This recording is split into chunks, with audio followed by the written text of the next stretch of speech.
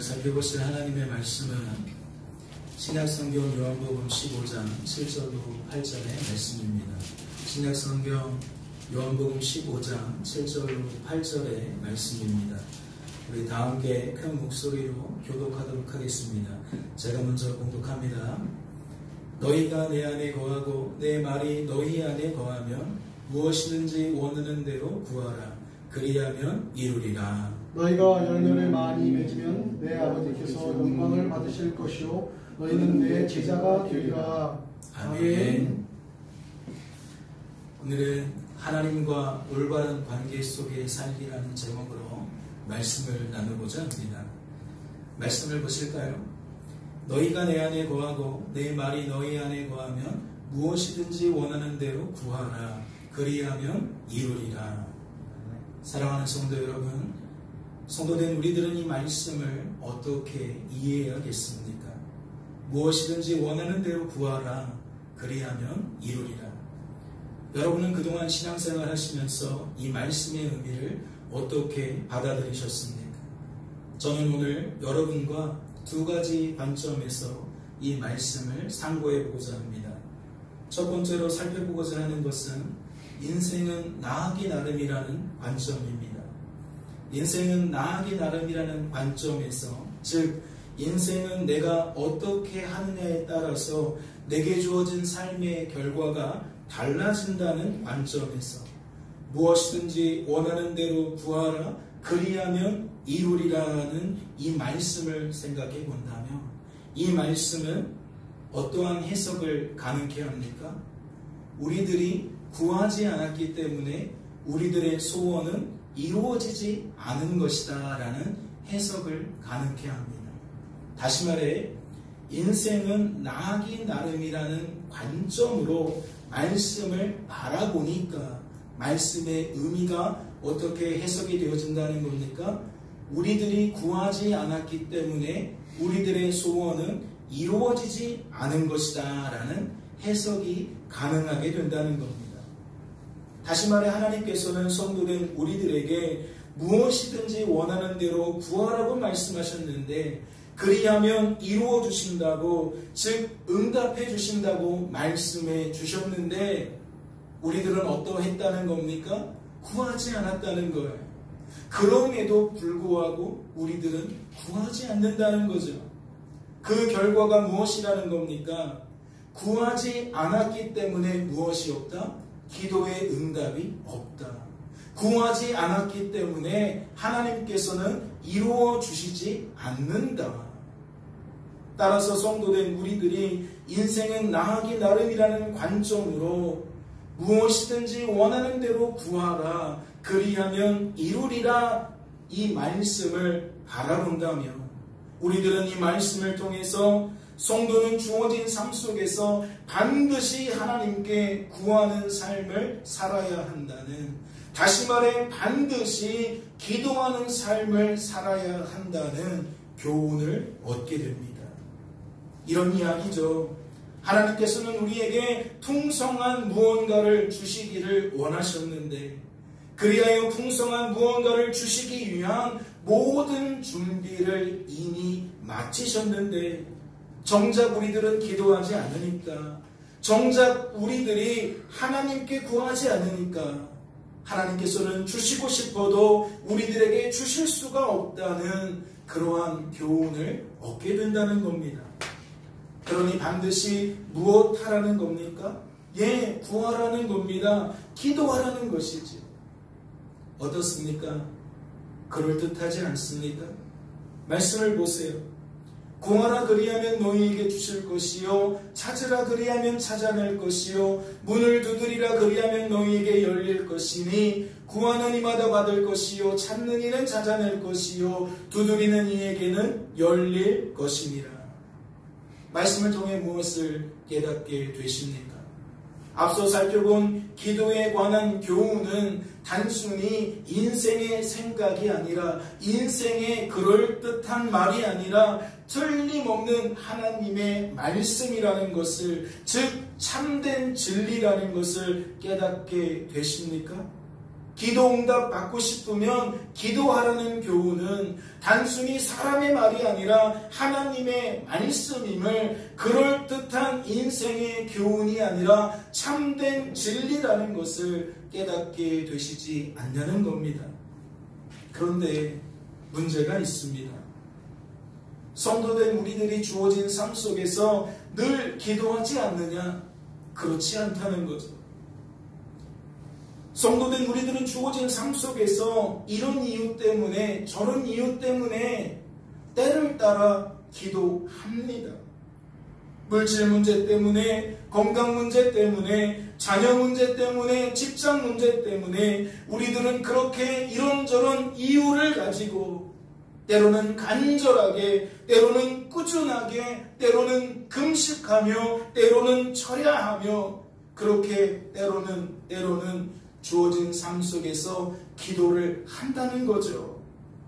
하지만 우리들이 하나님께 기도했는데도, 우리들이 하나님께 구했는데도 하나님께서 이루어 주시지 않을 때가 있습니까? 없습니까? 하나님께서 이루어 주시지 않을 때가 있습니까? 없습니까? 하나님께서 이루어 주시지 않을 때가 있습니다. 따라서 우리들은 그러할 때마다, 다시 말해 기도의 응답이 없거나 기도의 응답이 더딜 때마다 기도에 관한 이 말씀을, 기도에 관한 이 교훈을 다시금 생각하게 될 줄로 압니다. 그렇다면 그 결과가 무엇이겠습니까? 처음에는 기도하지 않았던 우리들의 모습을 주목했는데, 성도된 우리들은 이제 무엇을 주목하겠냐는 거죠. 사람을 주목하던 인생이 갑자기 하나님을 주목하게 될까요? 사람을 주목하며 사람에게서 이유를 찾게 되었던 인생이 이제는 하나님을 바라보겠냐는 겁니다. 하나님께 이유를 찾겠냐는 거지요. 인생은 나하기 나름이라는 관점으로 주어진 삶을 바라보는 우리들이, 주어진 삶의 의미를 받아들이는 우리들이 결코 그럴 리가 없습니다. 하나님의 말씀은 틀림없다. 그러니 성도된 우리들은 또다시 사람에게서 또 다른 이유를 찾을 수밖에 없다는 거죠. 그렇게 하게 된다는 겁니다. 그렇다면 그 결과가 무엇이겠습니까?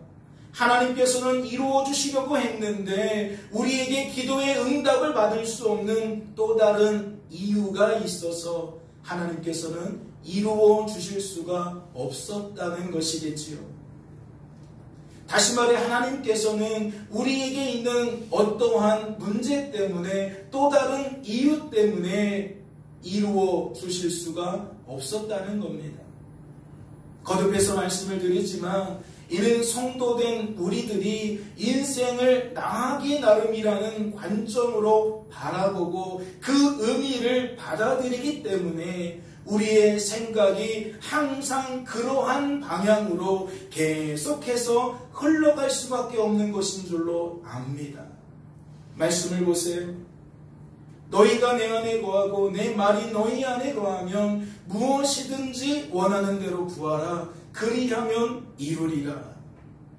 따라서 성도된 우리들은 그 이유를 말씀에 근거하여 우리들이 하나님 안에 거하지 않았다는 것에서 찾게 되겠지요. 그렇기에 그 이유를 성도된 우리들은 말씀에 근거하여 하나님의 말씀이 성도된 우리들 안에 거하지 않았다는 것에서 찾게 될 것이라는 이야기입니다. 이는 믿음으로 기도하지 않아서 응답을 받지 못하는 것으로 종종 해석되곤 하지요. 성도가 하나님께 기도할 때에는 응답해 주실 줄로 믿고 기도해야 되는데 믿음이 부족하다 보니 그렇게 기도할 수가 없었고 하나님께서는 그런 믿음 없는 기도에는 응답해 주시지 않는다는 겁니다. 또한 이는 말씀대로 기도하지 않아서 응답을 받지 못하는 것으로도 종종 해석되곤 합니다. 성도가 하나님께 기도할 때에는 주신 말씀을 붙들고 기도해야 되는데 자신의 생각대로 구하다 보니까, 자신의 정욕대로 구하다 보니까 하나님께서는 뭐 할 수 없다? 응답해 주실 수 없다. 어떻습니까? 이 또한 그럴듯하지 않습니까? 여러분도 기도와 관련된 이러한 이야기를 적어도 한 번쯤은 들어보셨을 줄로 압니다. 저는 이러한 생각이 근거 없는 이야기라고 생각하지 않습니다. 저는 이러한 생각을 하나님 말씀에 근거한 인생의 합리적인 생각이라고 판단한다는 거죠. 다만 어디까지나 무엇이 전제되어야 합니까? 정말 인생이 나아가기 나름이냐라는 그것이 전제되어야 한다는 겁니다. 이제 두 번째로 살펴보고 싶은 것은 인생은 하나님 하시기 나름이라는 관점입니다. 예수님께서는 포도나무 비유를 들어 창조주이신 하나님과 피조물 된 우리들의 관계를 어떻게 설명해 주셨습니까? 창조주이신 하나님에 의해서 창조되어진 모든 피조물들은 전적으로 하나님을 의존하는 삶을 살아가는 존재라고, 다시 말해 하나님 하시기 나름인 삶을 살아가는 존재라고 설명해 주셨습니다. 다시 말해 나무가 가지에게 무언가를 공급하지 않는다면 가지는 아무것도 열매 맺을 수 없다는 거죠. 가지가 나무로부터 분리되는 순간, 떨어져 나오는 순간 가지는 점점 소멸을 향해 달려갈 뿐이라는 겁니다. 점점 그 생기를 잃고 죽어갈 뿐이라는 거지요. 이는 인격적인 피조물인 사람도 결코 예외가 아니었습니다. 설령 인격적인 피조물이기 때문에 비인격적인 피조물들과 달리 특별하게 유일하게 내가 사는 삶을 살아간다 할지라도 그것은 그리스도께서 사시는 삶과 동일한 의미로서의 내가 사는 삶을 살아가는 존재라는 거죠. 다시 말해 하나님 하시기 나름인 삶을 살아가기는 매한가지라는 겁니다. 온 우주 만물이 하나님 하시기 나름인 삶을 살아가기는 매한가지라는 거지요. 결코 인격적인 존재라고 해서 사람이 구분되지 않는다는 겁니다. 사람 역시도 그러한 삶을 살기는 매한가지라는 거죠. 다만 어떠한 차이가 있습니까? 여느 피조물들과 달리 인격적인 피조물인 사람은 하나님께서 하신 일을 통해 인격적인 반응을 나타낼 수 있습니다. 인격적인 누림을 가질 수 있습니다.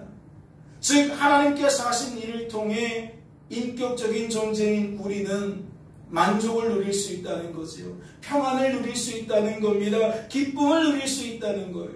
또한 그 누림을 통해 하나님께 진심으로 감사할 수 있다는 거죠. 진심으로 찬양할 수 있다는 겁니다. 말씀을 볼까요? 내 안에 거하라 나도 너희 안에 거하리라. 가지가 포도나무에 붙어 있지 아니하면 스스로 열매를 맺을 수 없음같이 너희도 내 안에 있지 아니하면 그러하리라. 사람이 주어진 삶 속에서 열매 맺는 비결이 무엇입니까? 죄 때문에 하나님만 하나님이신 것을 잊어버리고 자기 자신을 하나님처럼 여기게 된 인생은, 다시 말해 죄 때문에 하나님 하시기 나름인 인생을 이제 나아가기 나름인 인생으로 착각하게 된 인생은 열매 맺는 비결이 나에게 있다고 오해합니다. 사람에게 있다고 착각합니다. 그렇기 때문에 기도를 해도 응답받지 못하는 이유를 어디에서 찾느냐? 계속해서 사람에게서 찾는다는 거예요. 계속해서 나에게서만 찾는다는 거죠. 말씀은 그 이유를 어떻게 소개합니까? 스스로 열매를 맺을 수 없음 가치라고 소개합니다. 이는 무엇을 확언한 겁니까? 말씀은 열매 맺는 비결이 우리에게 없음을 확언한 겁니다. 이는 우리들이 결코 스스로 열매를 맺을 수 없음을 의미하는 거죠. 그렇다면 말씀은 열매 맺는 비결을 어떻게 소개합니까? 열매 맺는 비결이 누구에게 있는 것으로 소개하냐는 겁니다. 너희도 내 안에 있지 아니하면 그러하리라. 구원받은 성도라 할지라도 너희 역시 내 안에 있지 아니하면 그러하리라. 무엇을 경고하는 거죠? 성도된 우리들에게 과거로 돌아가지 말라는 겁니다. 예수 믿기 전으로 돌아가지 말라는 거예요. 세상 사람들처럼 오해하지 말라는 것이고 착각하지 말라는 겁니다. 말씀은 오직 하나님에게만 비결이 있다고 소개한다는 거지요. 따라서 인생은 열매 맺고 싶다면 반드시 하나님 안에 있어야 한다고 말씀은 소개하는 겁니다. 그렇다면 성도된 우리들은 이 말씀의 의미를 주어진 삶 속에서 어떻게 적용할 수 있겠습니까? 믿음으로 기도해야 열매를 맺는다? 말씀대로 기도해야 열매를 맺는다? 예, 앞서 살펴본 것처럼 우리들은 얼마든지 이렇게 적용할 수 있습니다. 내 삶 속에서 이 말씀을 가지고 적용할 수 있다는 거지요. 왜냐하면 이것은 분명히 하나님 말씀이기 때문입니다. 참된 진리이기 때문이라는 거지요. 하지만 성도들은 무엇을 놓치면 안 됩니까? 성도된 우리들이 무엇을 오해하거나 착각해서는 안 됩니까? 성도된 우리들에게 그 믿음을 주시는 분이 바로 하나님이심을 놓치면 안 됩니다. 그 믿음이 마치 우리의 자원인 것처럼 우리가 스스로 낼 수 있는 어떠한 능력인 것처럼 착각해서는 안 된다는 거지요. 거듭해서 말씀을 드립니다. 무엇을 놓쳐서는 안 됩니까? 성도된 우리들에게 그 믿음을 주시는 분이 바로 하나님이심을 놓치면 안 됩니다. 또한 무엇을 놓치면 안 됩니까? 성도된 우리들에게 그 말씀을 주시는 분이 바로 하나님이심을 놓쳐서는 안 됩니다. 다시 말해 성도된 우리들은 인생이 하나님 하시기 나름임을 결코 놓쳐서는 안 된다는 거죠. 언제나 어디서나 어떠한 상황 속에서나 우리는 이것을 오해하거나 착각해서는 안 된다는 겁니다. 따라서 성도된 우리들이 주신 믿음대로 주신 말씀대로 주어진 삶 속에서 기도하는 것도 마찬가지입니다. 믿음은 주시고 말씀은 주시는데 기도는 우리 몫이라고 우리는 착각해서는 안 된다는 거죠. 하나님께서 우리들을 위해 기도의 자리를 예비하시고 성도된 우리들의 발걸음을 예비된 기도의 자리로 인도해 주셨기 때문에 성도된 우리들이 예비된 기도의 자리로 무사히 나아올 수 있도록 그 걸음을 친히 보호해 주셨기 때문에 성도된 우리들은 우리들을 향한 하나님의 그 기쁘신 뜻대로 주어진 삶 속에서 무엇할 수 있다? 예, 기도할 수 있다. 오늘 이 시간 우리가 예배드리는 것도 동일한 적용이 가능하겠지. 하나님이 우리에게 믿음을 주시고 오늘 예배하는 날이라고 말씀을 주셨기 때문에 우리가 거룩히 지키기 위하여 즐거운 마음으로 지키기 위하여 이곳에 왔다. 무엇을 놓치는 겁니까? 말씀을 주시고 믿음을 주실 뿐만 아니라 오늘 우리들이 이곳에 올 수 있도록 우리를 지켜주신 하나님을 놓쳐버리는 겁니다.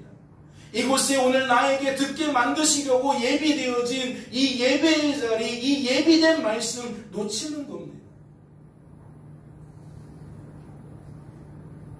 다시 말해 거저된 일이 아닌데 거저된 일로 받아들일 수 있다는 거죠. 하나님께서 하신 일인데 사람이 한 일처럼 우리들이 여길 수 있다는 겁니다. 그러니 기억하십시오. 믿음의 출처가 하나님이듯 말씀의 출처가 하나님이듯 우리들이 주어진 삶 속에서 기도하게 된 이유 역시 오직 하나님께 있습니다. 이는 하나님의 뜻을 따라 기도하게 된 성도가 기도의 응답을 받게 되는 것도 마찬가지입니다. 하나님께서 성도된 우리들을 위해 하나님의 뜻을 따라 기도의 자리만 예비하시는 것이 아닙니다. 예배의 자리만 예비하시는 것이 아닙니다. 기도의 응답도 함께 예비하십니다. 성도된 우리들은 하나님의 뜻을 따라 기도하게 될 뿐만 아니라 예비되어진 기도의 응답 역시 누리게 된다는 거지요. 거듭해서 말씀을 드립니다. 열매 맺는 비결은 우리들에게 없습니다. 오직 창조주이신 하나님께만 있습니다. 그렇다면 우리들은 이 말씀을 어떻게 받아들여야겠습니까? 너희가 내 안에 거하고 내 말이 너희 안에 거하면 무엇이든지 원하는 대로 구하라. 그리하면 이루리라. 첫사람 아담을 생각해 보십시오. 첫사람 아담이 죄를 범하기 전에 과연 에덴 동산에서 어떠한 삶을 살았겠습니까? 그는 하나님 때문에 날마다 주어진 삶 속에서 풍성한 열매를 맺으며 살았을 겁니다. 이는 누구에게도 적용할 수 있는 겁니까? 우리 구주 예수 그리스도 안에서 우리의 죄를 속량받은, 즉 성도로 구별된 우리들 역시 이제는 주어진 삶 속에서 날마다 우리와 함께 하시는 하나님 때문에 우리를 향하신 아버지의 뜻을 친히 이루어 주시는 그 하나님 때문에 날마다 어떠한 삶을 살게 된다? 첫사람 아담처럼 풍성한 열매를 맺으며 살게 된다. 우리는 이 말씀의 의미를 그렇게 받아들여야 될 줄로 압니다. 다시 말해 악하고 약하고 무능한 우리들이 이제는 구원받았으니까, 이제는 성도가 되었으니까 인생의 주체가 되어 신앙생활의 주체가 되어 우리들을 향한 하나님의 뜻을 이루는 것으로 여길 것이 아니라 성도된 우리들은 성도된 우리들과 언제나 함께 하시는 하나님 때문에, 내 인생의 주관자가 되어주시는 그 하나님 때문에, 나의 신앙생활의 주체가 되어주시는 그 하나님 때문에 우리들을 향한 하나님의 뜻이 이루어진다는 거지요. 즉 하나님께서 반드시 틀림없이 하나님의 그 기쁘신 뜻을 따라 풍성한 열매를 맺도록 만드신다는 겁니다. 그렇다면 그 결과는 무엇이겠습니까? 성도된 우리들이 우리들과 함께 하시는 하나님 때문에 날마다 주어진 삶 속에서 풍성한 열매를 맺게 되는 결과가 과연 무엇이겠냐는 겁니다. 말씀을 보세요. 너희가 열매를 많이 맺으면 내 아버지께서 영광을 받으실 것이요 너희는 내 제자가 되리라. 말씀을 통해 여러분은 무엇을 깨닫게 되십니까? 또다시 거듭해서 말씀을 드리지만 성도된 우리들은 스스로 열매를 맺는 것이 아니라 하나님 때문에 풍성한 열매를 맺게 되는 겁니다. 이는 인생이 나하기 나름이 아니라 하나님 하시기 나름임을 의미하지요. 인생은 내가 사는 것이 아니라 내 안에 그리스도께서 사시는 것임을 의미한다는 겁니다. 그렇다면 이 말씀은 과연 어떠한 말씀을, 어떠한 의미를 담고 있겠습니까? 너희가 열매를 많이 맺으면 내 아버지께서 영광을 받으신다. 어떠한 의미겠습니까? 첫째, 하나님께서는 범죄한 우리들이 하나님과 멀리 떨어져서 점점 죽어갈 수밖에 없는 우리들이 하나님 때문에 구원받는 과정을 통해 영광을 받으신다는 겁니다. 어제까지 죄 속에 살던 우리들이 이제 그리스도 안에서 하나님의 자녀가 되었을 때에 하나님은 그러한 우리들을 통해 영광을 받으신다는 거지요. 둘째, 하나님께서는 성도된 우리들이 성화되어지는 과정을 통해 영광을 받으신다는 겁니다. 예수 믿기 전에는 모든 만사가 나였습니다. 모든 행사가, 모든 언사가 나였습니다. 사람에게 있었습니다. 그런데 성화되어지는 과정을 통해 어떠한 변화가 나타나는 겁니까? 하나님께서 하신 일을 하나님께서 하신 일로 고백하는 모습이 나타나는 겁니다. 예전에는 내가 잘났고 내가 열심히 했고 내가 내 의지를 가지고 내 삶을 가꾸어 간다 여겼지만 이제는 만사가 하나님 때문임을 고백한다는 거지. 하나님은 그러한 우리들을 통해 영광을 받으십니다. 셋째, 하나님께서는 성도된 우리들이 영화되어지는 과정을 통해 영광을 받으십니다. 계시록 말씀에도 잘 드러나 있는 것처럼 환난 중에 흰옷 입은 주의 백성들은 하나님 앞으로 나아옵니다. 어떠한 모습으로 나아옵니까? 하나님을 찬양하며 나아옵니다. 하나님께서는 우리가 그렇게 영화되어지는 과정, 그 모습을 통해 영광을 받으십니다. 다시 말해 이 말씀은 너희가 열매를 많이 맺으면 내 아버지께서 영광을 받으실 것이요 라는 이 말씀은 하나님의 구원 계획이 죄가 가득한 이 땅에서 하나님 때문에 성취되어질 때마다 하나님께서는 구원받은 성도들을 통해 날마다 영광을 받으신다는 그러한 의미를 담고 있다는 거지요. 다시 말씀을 보세요. 너희가 열매를 많이 맺으면 내 아버지께서 영광을 받으실 것이요 너희는 내 제자가 되리라. 그렇다면 너희가 내 제자가 되리라는 이 말씀의 의미는 무엇이겠습니까? 우리들은 그 힌트를 사사 기도원의 기사에서 발견할 수 있습니다. 말씀을 보세요. 여호와께서 기도원에게 이르시되 너를 따르는 백성이 너무 많은즉 내가 그들의 손에 미디안 사람을 넘겨주지 아니하리니 이는 이스라엘이 나를 거슬러 스스로 자랑하기를 내 손이 나를 구원하였다 할까 하니니라. 하나님께서 사사 기도원을 통해 그의 삶 속에 열매 맺고자 하셨던 그 열매가 무엇입니까?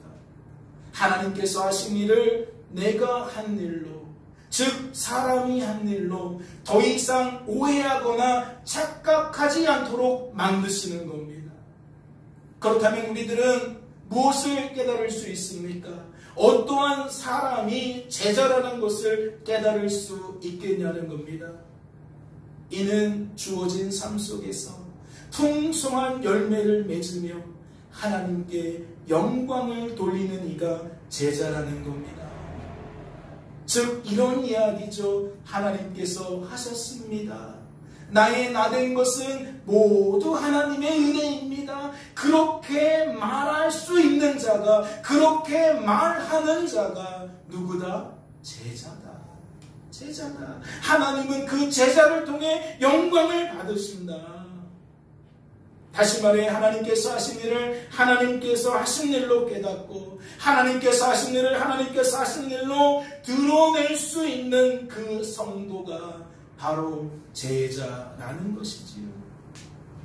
그렇다면 이것은 무엇과 짝을 이룬다 하겠습니까? 말씀을 보세요. 그 기쁘신 뜻대로 우리를 예정하사 예수 그리스도로 말미암아 자기의 아들들이 되게 하셨으니 이는 그가 사랑하시는 자 안에서 우리에게 거저 주시는 바 그의 은혜의 영광을 찬송하게 하려는 것이라. 지금 말씀이 무엇을 나타내고 있는 겁니까? 그 기쁘신 뜻이라는 것은 무엇을 의미하냐는 거죠. 이것은 범죄한 우리들의 죄에서 구원해 주시기로 하나님께서 작정하신 바로 하나님의 구원 계획을 의미합니다. 그러니 무엇과 짝을 이룬다 할 수 있는 겁니까? 하나님의 구원 계획과 짝을 이룬다 할 수 있는 겁니다. 다시 말해 하나님께서 범죄한 우리들의 죄에서 구원하사 성도로 세우시고 보존하시고 성도답게 만드시는 하나님의 구원 계획과 오늘 우리들이 상고해 본 이 말씀은 그 뜻을, 그 맥락을 같이 하고 있다는 거지. 이제 말씀을 맺고자 합니다. 성도된 우리들은 주어진 삶 속에서 어떠한 삶을 살아야겠습니까? 세상 논리에 따르면 남들보다 앞서야 합니다. 남들보다 더 풍성해져야 합니다. 남들보다 더 힘이 있어야져야 합니다. 남들보다 무언가가 더 잘 돼야 합니다. 왜냐하면 세상 사람들은 그러한 것들을 인정해 주기 때문입니다. 그러한 것들을 우러러보기 때문입니다. 그래서 우리는 어떠한 마음을 갖게 되느냐? 우리가 그러한 삶을 살아야 하나님께서 우리를 통해 영광을 받는다는 생각을 갖게 된다는 겁니다.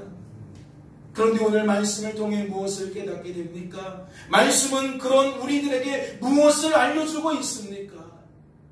하나님은 세상 논리와 상관없이 우리가 주어진 삶의 자리에서 아주 작은 것이라 할지라도 세상 사람들이 보잘것없이 여기는 것이라 할지라도 인정해 주지 않는 것이라 할지라도 그 작은 일을 통해 하나님께 영광 돌리는 사람을 인정하신다는 겁니다. 하나님께서 하셨습니다. 내가 감기에 걸렸지만 낫게 하신 분이 하나님이십니다. 오늘도 하나님께서 무사히 잠에서 깨어나게 하시고 오늘도 하나님께 나와 예배드릴 수 있게 하시니 하나님 감사합니다. 이게 기적입니다. 이게 은혜입니다. 하나님 너무나도 감사합니다. 이렇게 말하는 거 세상 사람들은 이상하다 할 거예요. 별거 아닌 거 가지고 호들갑 떤다고 할 겁니다. 그런데 하나님은 바로 그러한 우리들의 모습을 통하여 영광을 받으신다는 거지요. 하나님께서 하신 일들을 더 많이 하나님께서 하신 일로 깨닫고 고백할 수 있는 사람, 거대하고 큰 업적만이 아니라 작은 것 하나까지도 하나님 없으면 나는 살 수 없는 존재임을 알기에 마땅히 하나님께 올려드려야 될 영광을 올려드릴 수 있는 사람, 그를 통해 하나님은 기뻐하신다는 겁니다. 새롭게 주어진 이 한 주간의 삶 속에서도 오늘 우리들에게 주신 이 말씀을 따라 이 말씀을 통해 우리의 삶 속에서 역사하실 하나님의 손길을 따라 주어진 삶 속에서 더욱 풍성하게 하나님을 영화롭게 하시고 하나님 때문에 더욱 즐거워하게 되시기를 주님의 이름으로 소망합니다. 아멘. 잠시 기도합니다. 하나님 아버지 감사합니다.